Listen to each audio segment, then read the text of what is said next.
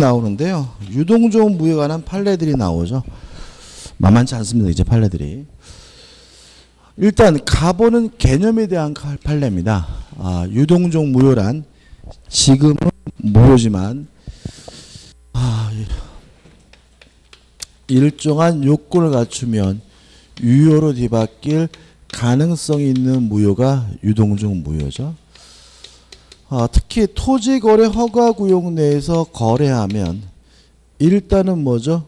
무효였다가 나중에 허가를 받으면 뭐가 돼요? 유효가 되죠. 조심할 점은 허가를 받으면 유효가 된다는 말은 법률행위 시로 소급해서 뭐가 되죠? 유효가 된다는 말이고요. 따라서 계약서를 또 쓸 필요는 없다. 이런 얘기죠. 다시 말하면 토지거래 허가구역 내에서 거래하면 일단은 뭐죠? 무효였는데 허가를 받으면 소급해서 뭐가 돼요? 유효가 되니까 계약서를 또 쓴다거나 그럴 필요는 없다는 것이 뭐죠? 가범 판례고 한번 읽어보시기 바라고. 그 다음에 나번입니다. 자, 유동종 무효도 원칙적으로 일단은 뭐죠? 무효죠. 당장은. 따라서 이행할 필요가 없는 것이니까 이행해 달라고 뭐 할 수 없어요? 청구할 수가 없습니다. 다만 유의하실 것은 뭐냐 하면 뭐는 있는 거죠? 토지거래 허가 절차에 대한 뭐는 있습니까? 협력 의무는 존재한다. 따라서 일방 당사자가 협력 의무를 거부하고 있다면 그것을 강제할 수가 있고요. 또 손해가 발생했다면 손해배상을 청구할 수가 있고요. 항상 조심할 것은 협력 의무를 거부하고 있다는 이유만으로는 계약 자체를 뭐 할 수는 없죠? 해지할 수는 없고요. 두 번째 나번 판례는 결국 뭐냐면 강제하는 것이 가능하다는 얘기예요. 그래서 결론 부분이 이렇게 되어 있거든요. 마지막에 이러한 의무에 위반하여 허가 신청 절차에 협력하지 않는 당사자에 대하여 상대방은 협력 의무 이행을 소송으로 구할 이익이 있다죠. 다시 말하면 협력 의무를 뭐 할 수 있습니까? 강제할 수 있고 소송으로 뭐죠? 구할 수가 있습니다. 다번 판례는 다시 원칙입니다. 유동종 무효도 원칙적으로 무효이니까 뭐 할 필요가 없죠? 이행할 필요가 없으므로 법원에다가 이행을 해달라고 청구하는 것은 뭐죠? 인정될 수가 없다는 얘기니까 기억해 두시기 바라고요. 라번 판례는 조금 좀 생각을 해봐야 돼요. 자, 이런 문제입니다. 지금 이 지역이 토지거래 허가구역이에요. 허가구역 내에서 요 시점에 매매 계약을 했거든요. 근데 매매 계약을 하더라도 유동종 무효니까 이행을 받을 수는 없잖아요. 그죠? 좀 크게 쓸까요?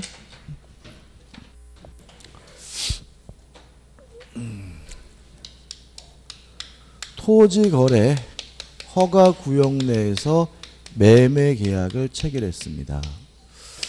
물론 이 매매는 일단은 뭐죠? 무효니까 이행해 달라고 청구할 수 없고 허가 받기 전에는 뭐 할 수 없어요? 강제할 수도 없단 말이죠. 그래서 일단은 요 매매 계약을 하고 요 시점에서 뭘 했냐면 가등기를 해 두었어요. 가등기를 해 두었는데 문제는 요 부동산이 만약에 경매가 이루어지게 되면 요 가등기는 무효가 된다. 이런 판례입니다. 왜냐하면 그러니까 확정적 무효가 된다는 거죠. 왜냐하면 경매가 이루어져서 다른 사람한테 팔려 나갔다면 이제는 매도인은 토지거래에 협력할 수가 없는 거죠. 허가를 받아줄 수가 없는 거죠. 따라서 가등기가 이루어지고 나서 경매가 이루어지면 요 가등기 자체가 어떻게 해요? 무효니까 가등기를 뭘 해야 돼요? 말소를 해야 되는 거고요. 또 가등기 자체가 뭐죠? 무효니까 가등기를 근거로 해서 본등기해달라고 더 이상 뭐 할 수 없습니까? 청구할 수가 없다는 판례입니다. 다시 한번요. 토지거래 허가구역에서 매매 계약을 하고 가등기를 한 후에 경매가 이루어지면 더 이상 허가받을 수는 없는 거니까 확정적으로 뭐가 돼요? 무효가 되기 때문에 가등기는 뭘 해야 됩니까? 말소를 해야 된다는 취지입니다. 그래서 판례문을 읽어보시면 밑에서부터 좌측에 밑에서부터 세 번째 줄부터 보시면 따라서 토지거래 허가 없이 체결된 매매 예약에 기하여 소유권 이전 청구권 보존을 위한 가등기가 격려되어 있는 상태에서 당의 토지가 제3자에게 낙찰되어 소유권이 이전된 경우에는 그 가등기 기한 본등기까지 격려되었다 하더라도 이는 효력이 없는 무효인 등기라고 할 것이다. 이해되시나요? 자, 경매가 되는 순간 가등기 자체가 뭐가 돼요? 무효가 되고 이 등기는 뭐죠? 말소해야 되는 등기니까 서로 요 가등기에 기해서 본등기가 이루어졌더라도 뭘 가질 수는 없어요? 소유권을 취득할 수는 없다는 판례입니다. 결론만 기억해 두시면 됩니다. 그죠? 그 다음 이제 마번입니다. 자, 이런 문제죠. 자, 유동적 무효도 무효니까 이행할 필요는 없어요. 따라서 이행하지 않는다는 이유로 채무 불이행을 이유로 계약 자체를 뭐 할 수는 없냐면 해지할 수는 없거든요. 근데 만약에 이런 거는 어떻게 할 거냐. 이행이 없을 시 자동으로 해제된다는 계약은 가능한 거 아닌가? 요 문제에 대해서 우리 판례는 요거는 가능하고도 유효하다는 게 요 판례입니다. 다시 말씀드리면 유동적 무효도 무효이기 때문에 이행할 필요가 없고요. 이행하지 않더라도 계약을 뭐 할 수는 없어요? 해지할 수는 없어요. 다만 이행이 없으면 자동으로 해제된다는 계약은 가능하고도 유효하다는 판례고 이것도 좀 기억해 두셔야 되거든요. 한번 읽어보면 마번입니다. 토지 거래 허가를 받지 않아 유동적 무효의 상태인 매매 계약에 있어서는 그 계약 내용대로 효력이 있을 수 없는 것이어서 매수인으로서는 아직 그 계약의 내용에 따른 대금 지급 의무가 있다고 할 수는 없어 매수인이 대금 지급 의무 불이행을 위로 매매 계약을 해지할 수는 없으나 이해되시죠? 유동적 무효도 무효니까 이행하지 않아도 채무 불이행이 아니므로 계약 자체를 뭐 할 수는 없어요? 해지할 수는 없으나 당사자 사이에 별개의 약정으로 매매 잔금이 그 지급기일에 지급되지 아니하는 경우 매매 계약을 자동적으로 해제하기로 약정하는 것은 가능하다. 여기까지 꼭 기억해 두시기 바랍니다. 기타 관련 판례는 우리가 알고 있는 것입니다. 동그라미 1번. 매매 계약할 때는 토지거래 허가 구역이었는데 나중에 지정 해제가 되면 더 이상 허가받을 필요가 없습니다. 왜냐하면 지정 해제되는 순간 유동적 무효가 아니라 확정적 유효로 바뀌니까요. 동그라미 2번 판례. 만약에 토지거래 허가를 쌍방 모두 안 받기로 했다면 쌍방 모두 배제하기로 했다면 더 이상 유동적 무효가 아니라 뭐죠? 확정적 무효가 되고요. 동그라미 3번 판례. 강행복귀 위반의 경우에는 금반원의 원칙이 적용되지 않습니다. 따라서 강행복귀 위반을 한 사람도 스스로 무효임을 뭐 할 수 있어요? 주장하는 것이 가능하기 때문에 동그라미 3번입니다. 거래 계약이 확정적으로 무효가 된 경우에는 거래 계약이 확정적으로 무효로 됨에 있어서 귀책 사유가 있는 자라고 하더라도 그 계약의 무효를 주장할 수가 있습니다. 왜냐하면 강행복귀 위반의 경우에는 금반을 원칙이 뭐 되지 않습니까? 적용되지 않는다는 것이 우리 판례 입장이기 때문에 그렇고 이 3번도 아주 시험에 잘 냅니다. 그 다음에 4번 판례죠. 요겁니다. 토지거래 허가 절차에 대한 협력 의무는 있기 때문에 거부한다면 강제할 수 있죠. 소송으로 구할 수가 있고요. 손해배상을 청구할 수가 있거든요. 다시 말하면 협력 의무를 거부했다는 이유로 손해가 발생했다면 뭐는 청구할 수 있어요? 손해배상은 청구할 수가 있는 겁니다. 그러면 4번 판례 결론 부분 보시면 밑에서부터 네 번째 줄이죠.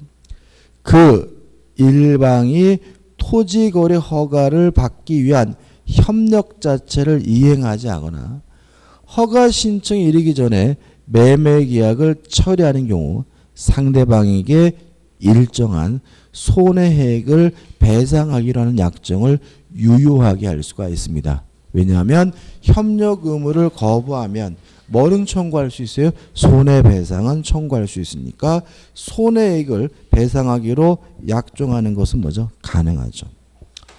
또 5번 판례도 시험에 잘 나오기 때문에 넣어놓긴 했는데 이런 얘기입니다. 좀 이따 다시 한번 말씀드릴 건데 정지 조건이란 뭐냐 하면 현재 지금은 효과가 없지만 미래 조건이 성취가 되면 효과가 생길지도 모르는 게 뭐죠? 정지 조건이잖아요. 따라서 정지 조건도 일단은 무효지만 유효로 뒤바뀔 가능성이 있기 때문에 정지 조건도 대표적인 뭐냐면 유동적 무효예요.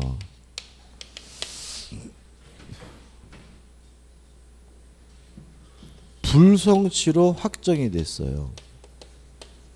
다시 말하면 조건이 성취될 수 없는 것으로 확정이 됐다면 뭐 할 가능성이 없어졌어요? 유효로 뒤바뀔 가능성이 없기 때문에 이때는 확정적 무효로 바뀌겠죠. 그죠? 따라서 이겁니다. 토지거래 허가 거래 전에 거래계약이 정지조건부 계약인 경우에 있어서 그 정지조건이 토지거래 허가를 받기 전에 이미 불성취로 확정되었다면 뛰어넘어서 밑으로 하나 둘 세 번째 줄주기 그 계약관계는 확정적으로 무효가 된 거다. 다시 말하면 허가를 받았든 안 받았든 그런 건 뭐 할 필요 없어요? 고려할 필요가 없고요. 정지 조건이 불성취로 확정이 되면 확정적 무효가 된다는 얘기인 거죠. 그 다음에 6번 판례는 안 읽어보셔도 됩니다. 쌍방 모두가 허가를 안 받으려고 꼼수를 부리면 더 이상 유동적 무효가 아니라 확정적 무효다. 7번까지 연결되는 거고요. 그 다음에 8번 판례도 다 안 읽어봐도 됩니다. 왜냐하면 토지거래 허가구역 지정이 해제가 되면 더 이상 허가받을 필요가 없다. 왜냐하면 유동적 무효가 아니라 뭐죠? 확정적 유효가 되기 때문에. 끝입니다. 자, 35페이지 오시면 이제 뭐가 나오냐면 일부 무효가 나와요. 자, 법조문이 나와 있지만 우리 민법은 일부가 무효면 전부가 무효인 것이 원칙입니다. 그래서 가번 판례죠. 기억나실 거예요. 토지거래 허가구역 내에서 토지와 건물을 일괄해서 거래했어요. 문제는 말 그대로 토지거래 허가구역이니까 토지거래를 허가받으면 됩니다. 건물 거래는 허가받을 필요가 없거든요. 그러면 허가받을 필요 없는 건물 거래만 먼저 이전 등기해달라고 청구할 수 있느냐? 없다. 왜냐하면 일부가 무효면 전부가 무효인 것이 원칙이니까요. 다시 말하면 토지 거래에 대해서 아직 허가를 안 받아서 무효인 상태라면 토지 거래만 무효인 것이 아니라 뭐까지 무효죠? 건물 거래까지 싹 무효이기 때문에 건물만 이전 등기해달라고 뭐 할 수 없습니까? 청구할 수가 없습니다. 근데 이 판은 읽어봐야 돼요. 왜 읽어봐야 되냐면 안 읽어보면 거꾸로 이해하시더라고요. 한번 읽어보면 가를 기준으로 두 번째 줄 맨 꼴백이 토지죠. 토지에 관한 당국의 거래 허가가 없으면 건물만이라도 매매하였을 것이라 볼 수 있는 어떻게 해요? 특별한 사정이 인정되는 경우 하나요. 특별한 사정병이 인정되는 게 하나요. 토지에 대한 매매 거래 허가가 있기 전에 건물만의 소유권 이전 등기를 명할 수가 있다. 이렇게 나와 있죠. 그러면 건물만 이전 등기 받을 수 있다는 얘기, 없다는 얘기? 없다는 얘기다. 왜냐하면 특별한 사정이 인정되는 경우에 하나요. 그죠? 그러니까 특별한 사정이 인정되는 경우에 하나라는 말은 원칙적으로 건물만 이전 등기해달라고, 이전해주라고 뭐 할 수 없어요? 명할 수는 없다는 판례입니다. 그래서 보시면 명할 수 있다고 보여야 할 것이고, 그렇지 않은 경우에는 토지에 대한 거래 허가가 있어 그 매매 계약이 전부가 유효한 것으로 확정된 후에 토지와 함께 이전 등기를 명하는 것이 어떻게 해요? 옳을 것이다 라는 말은 일부가 무효면 전부가 무효인 것이 원칙이기 때문에 토지 거래 허가 구역 내에서 토지와 건물이 일괄해서 거래가 된 경우에는 건물만 이전 등기해달라고 뭐 할 수 없어요? 청구할 수가 없다는 취지니까 거꾸로 이해하지 않으셨으면 좋겠습니다. 그 다음에 나번 판례는 안 읽어볼 겁니다. 그냥 일부가 무효면 전부가 무효인 것이 원칙이라는 얘기고요. 다번 판례는 중요합니다. 맨 밑에죠. 자, 이건 어떤 거냐면 일부가 무효인데 왜 무효냐면 강행복귀 위반으로서 무효예요. 이것도 일부 무효의 법리가 적용되기 때문에 강행복귀 위반으로서 일부가 무효인 경우에도 원칙적으로 어떻게 해요? 전부가 무효가 된다는 판례입니다. 한번 읽어볼게요.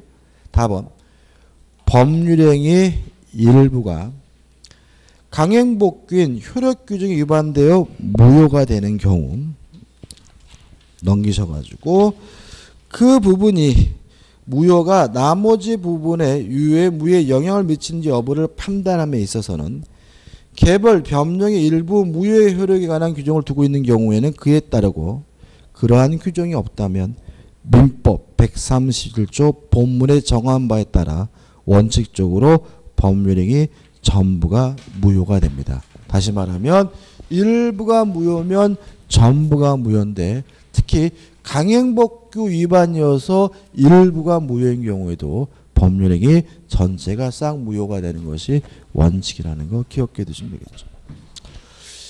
2번 일부 취소입니다.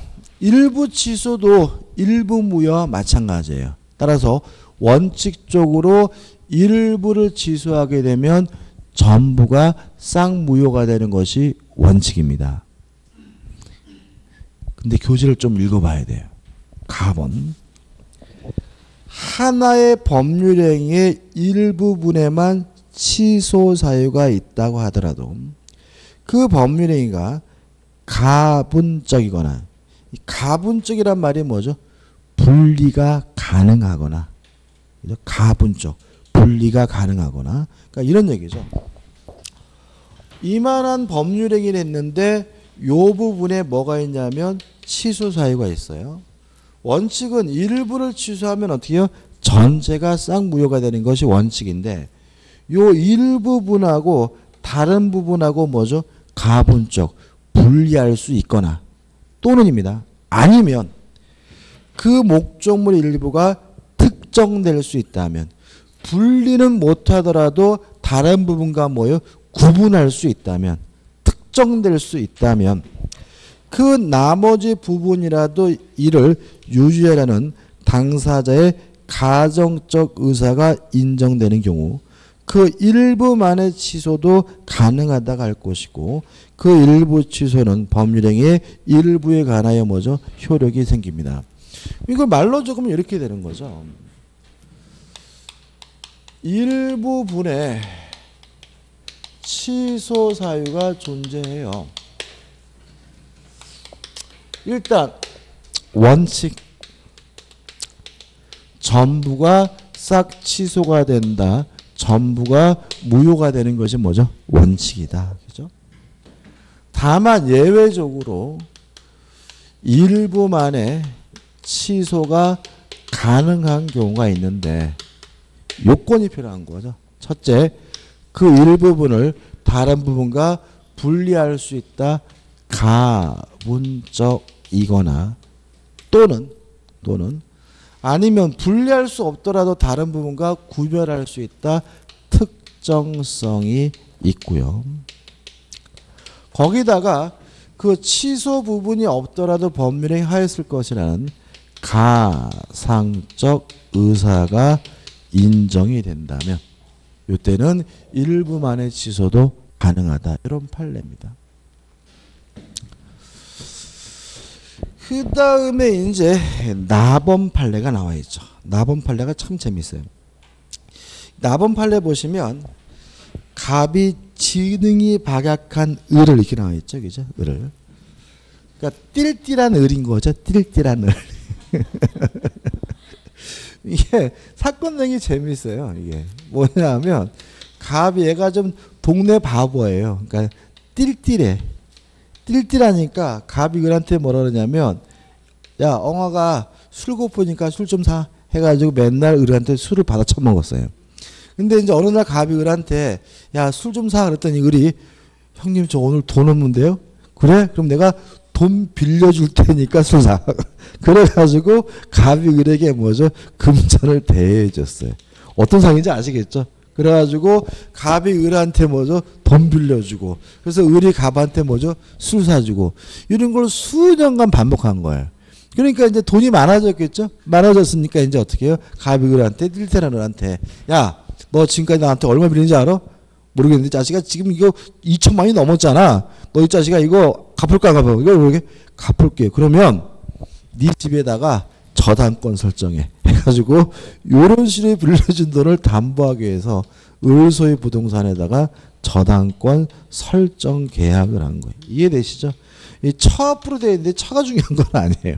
아무튼 술 사달라고 얘기하면서 돈 빌려주고 그 돈을 담보하기 위해서 을소유 부동산에다가 뭐죠? 저당권까지 설정한 거죠. 근데 이 띨띨한 친구가 진짜 끝까지 띨띨한데 왜 띨띨하냐면 요 저당권 설정을 사기였다는 이유로 기망이었다는 이유로 취소하겠다라고 소송을 제기했어요. 이게 왜 진짜 띨띨한 애냐면 얘가 뭐가 문제냐면 만약에 사기를 이유로 취소한다는 것을 받아들여서 요거 저당권이 무효가 되고 말소된다 해도 빌려준 돈은 남잖아요. 그러면 돈은 그래도 갚아야 된다는 논리가 생겨요. 그러니까 얘는 뭘 했어야 되냐면 요 금전을 빌려주는 요 행위가 사기다, 강박이다는 이유로 뭘 했어야 돼요?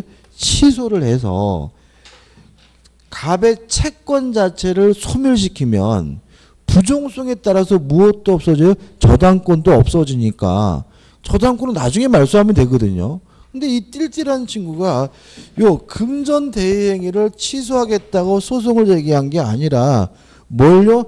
저당권 설정을 취소해달라고 소송을 제기한 거죠. 판사가 보니까 푹푹하죠. 그래서 어떻게 해요? 도와준 거죠. 왜요? 일부를 취소하면 전부가 무효가 되는 것이 원칙이라는 거죠. 따라서 저당권 설정 행위에 대한 취소는 일부 취소니까 이것만 무효인 것이 아니라 어떻게 해요? 전체가 싹 무효가 된다. 뭐까지 무효가 된다고요? 금전을 대여하는 행위까지 무효가 되니까 저당권은 말소하고 돈은 뭐죠? 갚을 필요가 없다는 판례입니다. 그래서 이 판례가 가장 유명한 판례입니다. 일부를 취소하게 되면 어떻게 해요? 전체가 싹 무효라는 판례거든요. 그래서 결론문 보시면 그 밑에 다 있죠? 다를 기준으로 하나, 둘, 세 번째 줄이죠. 을의 근저당권 설정 계약 취소의 의사표시는 법률행위의 일부 무효 이론과 궤를 같이 하는 법률행위 일부 취소의 법리에 따라 소비대차 계약을 포함한 전체에 대하여 취소의 효력이 있다. 이해되시죠? 다시 말하면 저당권 설정만 무효가 되는 것이 아니라 돈 빌릴 행위까지 싹 어떻게 해요? 무효가 되니까 저당권은 말소하고 돈도 뭐 할 필요 없어요? 갚을 필요가 없다니 이런 취지 판례니까 좀 기억해 두시기 바라고요. 다번 판례는 시험에 몇 번 나왔거든요. 자, 이건 뭐냐 하면 취소의 개념입니다. 취소의 개념. 취소라는 것은 유효한 것을 소급적으로 무효화시키는 게 취소예요. 따라서 법률행위로서 성립은 돼야 돼요. 다시 말하면 성립됐고 유효한 것을 소급해서 무효화시키는 게 뭐죠? 취소니까. 만약에 법률행위가 성립조차 되지 않았다면 뭐 할 수 없는 거죠? 취소할 수가 없습니다. 법률행위가 뭐조차 되지 않았어요? 성립조차 되지 않았다면 뭐 할 수 없습니까? 취소할 수 없다는 판례입니다. 사실관계 이렇습니다. 땅에 이런 땅이 있었다고 가정을 해볼게요. 갑의 소유였는데 갑이 을과 만나서 이 토지에 대해서 매매 교섭을 하게 되는데 계약이 잘 체결되지 않아요. 문제점은 뭐였냐면은 이 토지 일부분이 경계가 명확하지가 않았어요. 경계가 명확하지 않으니까 자꾸 을이 안 산다 그러니까 갑이 어떤 제안을 하냐면 이 경계가 애매한 부분은 빼자는 거죠. 지금 너하고 나하고 매매계약 체결을 못하는 이유가 이 부분에 경계가 명확하지 않아서 체결을 못하는 건데 이거 사봤자 돈지랄이냐. 차라리 빼자 해가지고 매매계약을 하면서 A 부분을 제외하기로 특약을 맺었어요. 근데 문제는 나중에 길이 이렇게 뚫린다는 사실이 밝혀졌어요.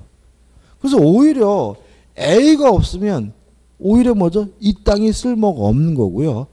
갑은 그 사실을 뻔히 알고 있었어. 이 자식이 고의였어요. 알면서도 뭐죠? 일부러 쓸모없다고 빼자 그랬거든요. 이랬을 때 요 A 부분을 제외하는 특약만을 사기다, 기망이다는 이유로 취소할 수 있느냐? 없다. 왜냐하면 A 부분이 제외됐다는 말은 요 매매계약은 A 부분을 제외한 나머지 부분에 대해서만 성립됐다는 거죠. 제외된 부분에 대해서는 계약이 뭐조차 되지 않았어요? 성립조차 되지 않았기 때문에 사기 기망을 위로 취소할 수 없다는 판례입니다. 이거 궤변이죠, 궤변. 답은 판례 읽어보면 매매 계약 체결 시 토지의 일정 부분을 매매 대상에서 제외시키는 특약을 한 경우 이는 매매 계약의 대상 토지를 특정하여 그 일정 부분에 대하여는 매매 계약이 체결되지 않았음을 분명히 한 것으로서 그 부분에 대한 어떠한 법률행위가 이루어진 것으로는 볼 수는 없으므로 무슨 말이죠? 제외된 부분에 대해서는 법률행위가 성립조차 되지 않았으므로 그 특약만을 기망에 의한 법률행위로서 뭐 할 수는 없어요? 취소할 수는 없다는 판례고 기억해 두셨으면 좋겠어요. 자, 우측에 이제 판례들이 나오는데 가와 나는 이미 알고 있습니다. 불공정한 법률행위는 나번 추인할 수는 없습니다. 왜요? 불공정한 법률행위도 반사회적 법률 일종이니까. 다만 가번 무효행위의 전환은 인정된다는 거 꼭 기억해 두셔야 되고요.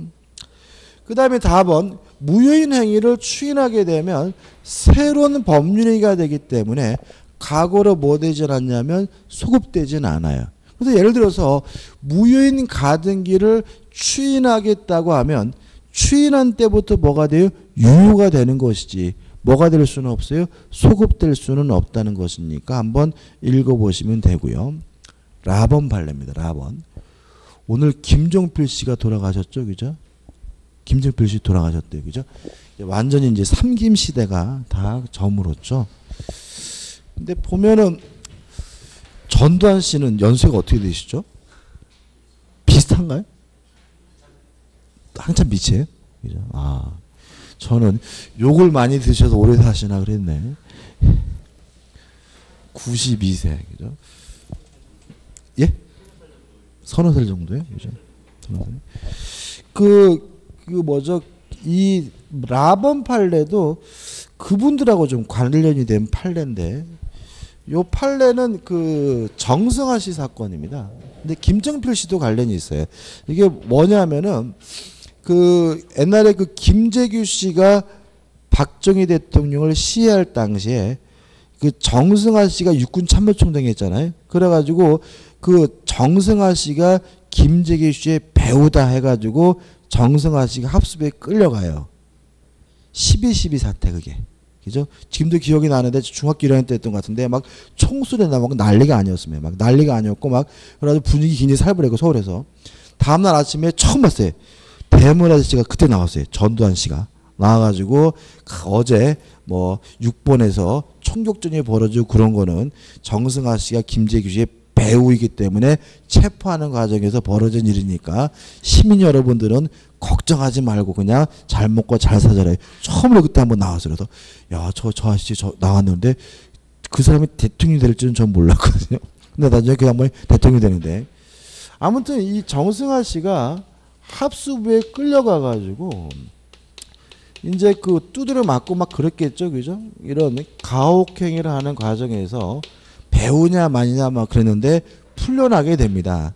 배우는 아닌 것으로 결론이 나는데 문제는 이 양반이 전 재산을 국가에다가 헌납한다라는 각서를 쓰게 돼요.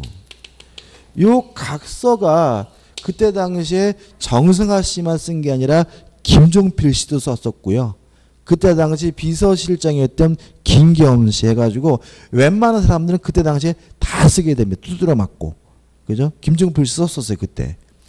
그래서 각서를 쓰고 나서 이 양반이 이제 석방이 돼가지고 자택에 머물게 되는데, 신동아라는 잡지 기자가 방문하게 돼요. 그래서 이 양반이 어떤 얘기를 하게 되냐면, 내가 후배들한테 쪽팔리게 끌려가가지고 두들겨 맞고 이런 험한 꼴을 당했는데 이거는 강박에 의해서 이루어진 것이니까 나는 받아들일 수 없고 나는 취소하겠다라는 의사를 표시하게 됩니다.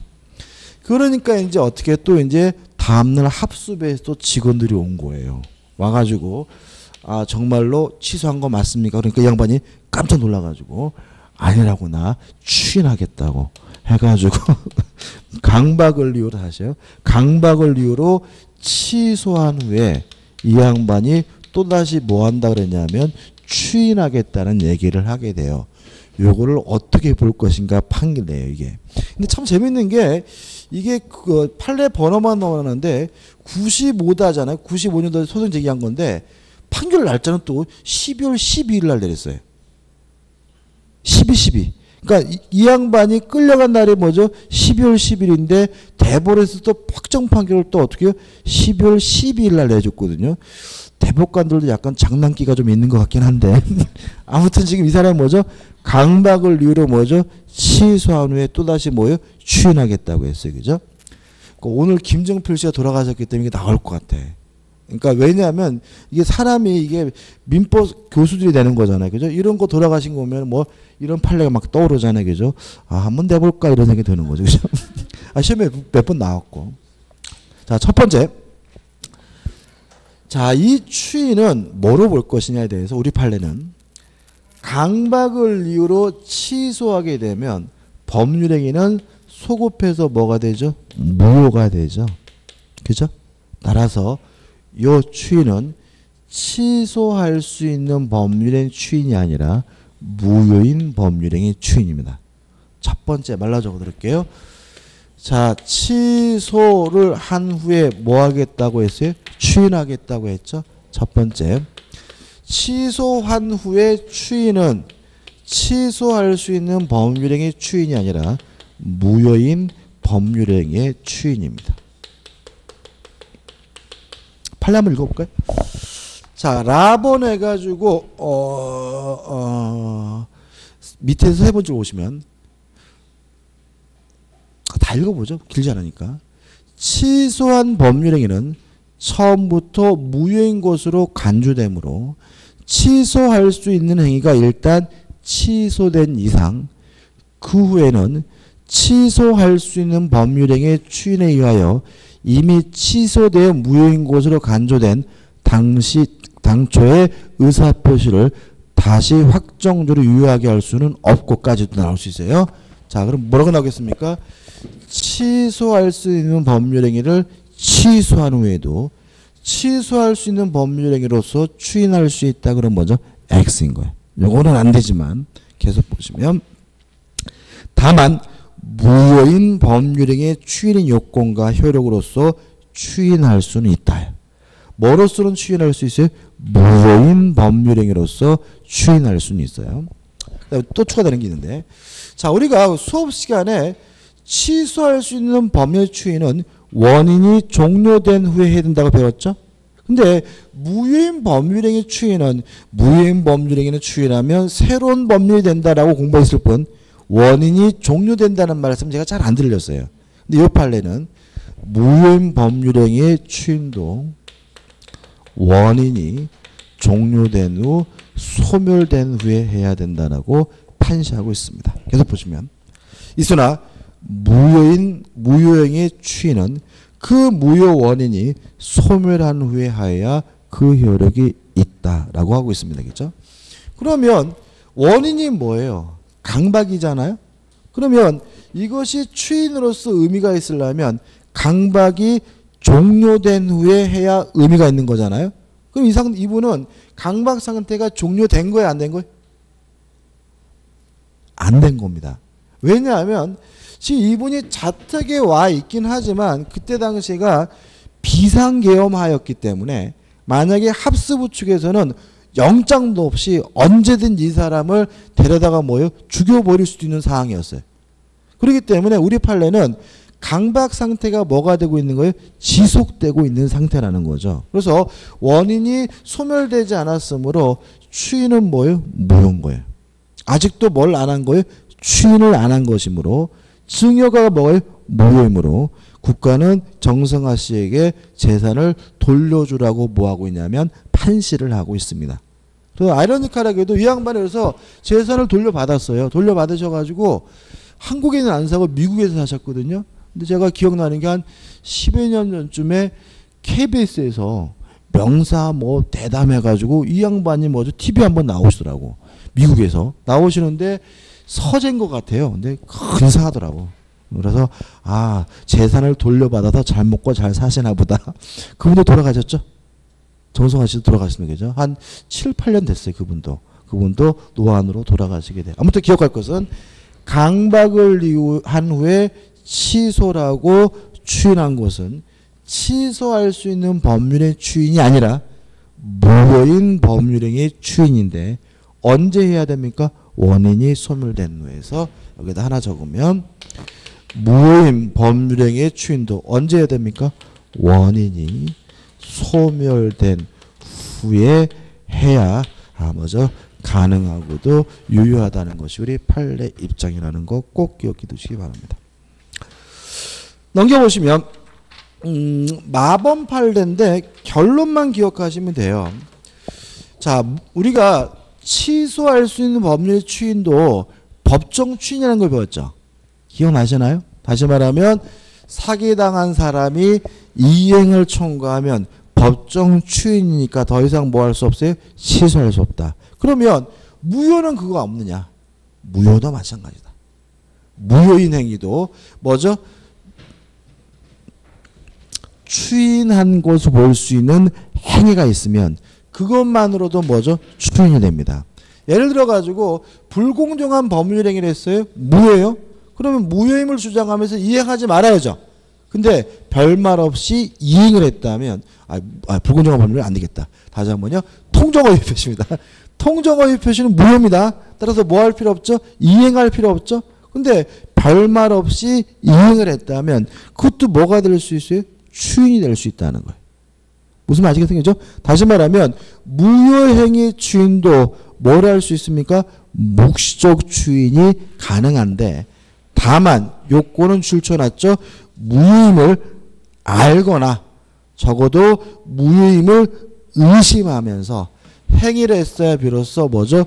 무효행위의 추인으로 본다는 것이 우리 판례 입장입니다. 다시 한번 정리해 볼게요.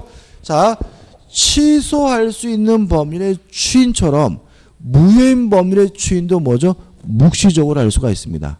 따라서 무효인 행위도 추인으로 볼 수 있는 행위가 있으면 추인이기 때문에 더 이상 무효임을 뭐 할 수 없어요? 주장할 수가 없는데 이것도 어떻게 해야 됩니까? 무효인 줄 알면서 하거나 아니면 무효인지를 의심하면서 해야지 비로소 묵시적 추인이 된다는 거 기억해 두시면 됩니다. 그 다음에 이제 취소에 관한 판례들이 나오거든요. 한 장을 넘겨보시면 40페이지에 가요. 자, 이건 우리가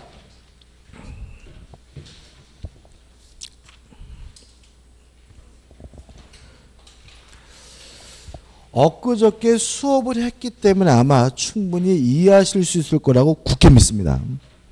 자, 이건 뭐냐면 갑과 을이 만나서 합의를 했어요. 계약을 한 거죠. 근데 갑이 갑자기 강박이었다는 이유로 취소한다라고 했어요. 근데 실제로 강박은 없었어요. 그러면 무효죠. 그죠? 강박도 안 당하면서 강박당했다고 뭘 했다고요? 취소를 했어요. 취소가 무효입니다. 그죠? 근데 을이 어떻게 해요? 열받아가지고 야 인마 니만 하냐 짜식아? 그러면서 을도 갑자기 뭐죠? 착오임을 주장하면서 취소를 했어요. 물론 착오 없었어요. 요거를 어떻게 볼 것인가 문제예요. 다른 예를 들게요. 갑이 을과 만나가지고 매매 계약을 하면서 을이 갑에게 채무 불이행한 바 없거든요. 근데 갑자기 갑이 을과의 매매 계약을 채무 불이행이란 이유로 계약을 뭐 했냐면 해제했어요. 채무 불이행이 뭐예요? 없는데도. 을이 어떻게 열받은 거죠. 얘 자식 니만 하는 자식아 나도 하는 자식아 해가지고 을도 채무 불이행이란 이유로 계약을 해제한다고 했는데 실제로 채무 불이행이 없었어요. 얘는요 무효예요. 얘는 유효해요. 이유는 합의 해제라는 것은 있지만 합의 취소라는 것은 없기 때문에 그래요. 기억나시나요? 자, 취소는 법에서 정하고 있는 취소 사유가 있어야지만 취소할 수 있습니다. 약정 취소라는 거 없습니다. 합의 취소라는 거 없어요. 따라서 취소 사유가 없는데 양쪽이 취소한다고 해서 요 매매 계약이 무효로 바뀌는 건 아니에요. 왜냐하면 합의 취소라는 게 없기 때문에. 이에 반해서 해제 사유도 없는데도 불구하고 쌍방이 모두 해제하겠다고 했다면 요거는 뭐예요? 무효인 거예요. 소급해서 무효가 된 거예요. 왜요? 해제는 뭐가 있어요? 합의 해제라는 게 있기 때문에. 이해되시죠? 한번 읽어볼게요. 갑을 사이에 결손금 손해배상 채무의 X를 확정하는 합의가 있은 후 갑은 합의가 강박에 의하여 이루어졌다는 것을 들어 을은 착오에 의하여 합의를 하였다는 이유를 들어 각기 위 합의를 취소하는 의사표시를 하였으나 위 합의에 각각 주장하는 바와 같은 취소 사유가 있다고 인정되지 아니하는 이상 갑을 쌍방이 모두 이 합의를 취소하는 의사표시를 하였다는 사정만으로는 이 합의가 취소되어 그 효력이 상실되는 것은 아닙니다. 이렇게 판결하게 되는 이유는 뭐라고요? 합의 취소라는 것이 없기 때문에 이렇게 됩니다. 이해되시죠? 그죠? 요것도 시험에 가끔 나오는데 책에도 나왔는데 문제는 나오면 뭘 물어보는지도 모르고 틀리는 부분이에요. 그래서 합의 해제라는 건 있지만 뭐는 없어요? 합의 취소라는 건 없기 때문에 차이점이 발생하게 됨을 주의하시기 바랍니다. 나번 판례는 다 아시는 판례예요. 취소된 후에도 해제된 후에도 착오를 이유로 뭐 할 수 있습니까? 취소하는 것이 가능하다. 그죠? 해제된 후에도 착오를 이유로 뭐 할 수 있습니까? 취소할 수가 있습니다. 여기까지고 점심 드시고 3시에 다시 모여서 부감부터 보도록 하겠습니다.